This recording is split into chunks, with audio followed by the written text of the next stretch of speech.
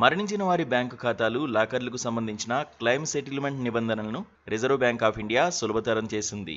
దీనికి సంబంధించి కొత్త మార్గదర్శకాలు జారీ చేసింది. చనిపోయిన వ్యక్తి బ్యాంకు ఖాతాలోని మొత్తాన్ని నామినీకి, జాయింట్ ఖాతా అయితే సర్వైవర్కు చెల్లించాలని స్పష్టం చేసింది. ఒకవేళ ఖాతాదారు ఎవరిని నామినీగా పేర్కొనకపోయినా డిపాజిట్ మొత్తం నిర్ణీత మొత్తానికి లోబడి ఉంటే బ్యాంకులు ఆ మొత్తాన్ని సులభతర పద్ధతిలో సెటిల్ చేయాలని ఆర్బీఐ పేర్కొంది. సహకార బ్యాంకులైతే 5 లక్షల రూపాయల లోపు, ఇతర బ్యాంకులైతే 15 లక్షల రూపాయలను గరిష్ట పరిమితిగా పెట్టుకోవాలని సూచించింది.